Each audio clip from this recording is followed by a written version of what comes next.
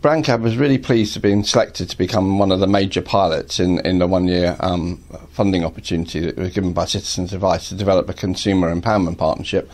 And it's great, really, because we've got a history of partnership working in Warwickshire, working with our colleagues in the other CABs across the county, and with Trading Standards, who we've worked with on social policy matters and other issues. And we're all part of the Legal Advice Warwickshire partnership, delivering advice across the county, and also the Financial Inclusion Partnership. So, in a way, this is an extension of that work, really, and I think we were given the pilot because there's a recognition that we have got strong partnerships in Warwickshire that work.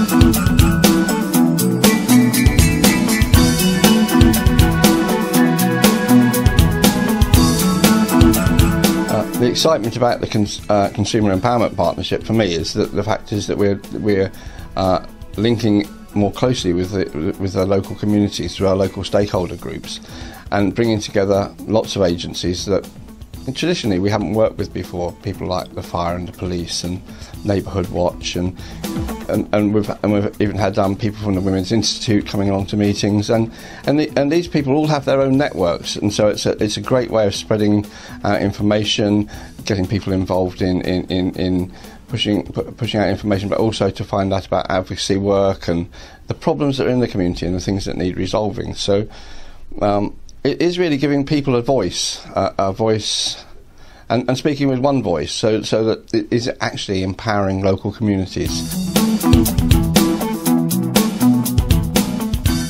Well, we do quite a lot of work with the second-hand car trade. Cars are the most complained about product for consumers, and if you think about it, it's probably the biggest single purchase that people make, other than property that they live in and so on.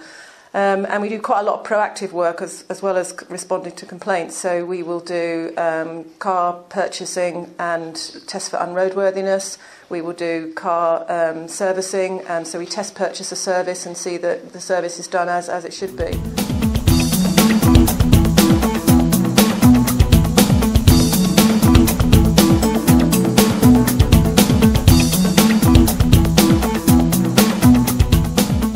The Consumer Empowerment Partnership has been a really great success already, although we're still only in a pilot really in Warwickshire. Our trading standards work really relies very heavily on knowing where the detriment is, where the problems are, so that we can channel our resources to where we need to get them. And we have a big database of complaints, but there's a lot of information out there that aren't just consumer complaints. And the various participants in the various forums around Warwickshire bring a lot of information to us, which is really helping us to target what we do and how we do it. A good example just recently is that because of the Consumer Empowerment Partnership, we've worked with the police and the Neighbourhood Watch, and we're now joining in with their alert system, which is an automated system run by the police. So our trading standards, scam alerts and press releases, etc., now go to thousands more consumers across Warwickshire than they were before. So that's one single really good example. I see it very much as a two-way thing. I think that we will be able to direct our resources where we need to, but I also think that the consumers and community groups will have a means to attract attention to the issues that they are aware of. Some things we can't deal with on a criminal basis because that doesn't fit into the law, but there are ways around working around those areas. And one example of that is recently a concern from one of the forums was around the quality and safety of goods sold from shops which have taken in goods from people for money.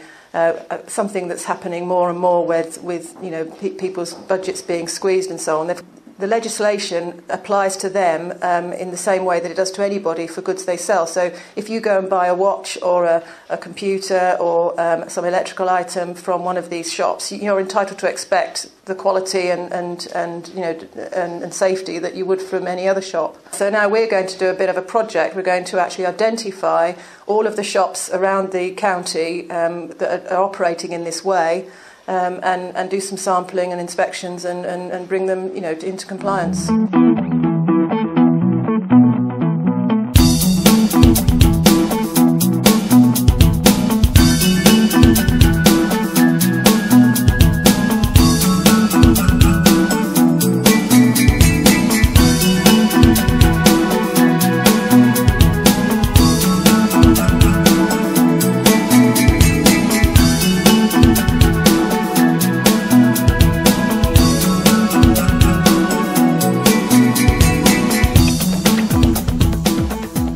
Do is inform our coordinator network, because if it's going to lead to scams and frauds, then this is something we need to keep people aware of and say, look, if this comes around, beware, be very, very careful. Yes, and make sure they've got the full details. But not to think that everyone coming around is a scammer. This is the big problem, and this is why I'm quite keen on the council being in some way behind looking at the suppliers, and I think the council's looking at doing some of the organising the assessments, because the key thing is at the beginning of the Green Deal there's an expensive process to look at your home and see if it's suitable, and I don't want people paying for that needlessly.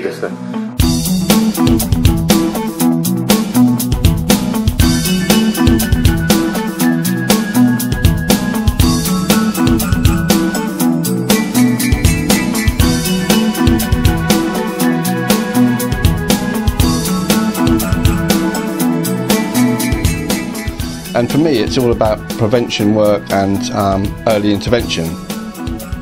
If you can resolve them at an early stage, well, it actually saves money for everybody.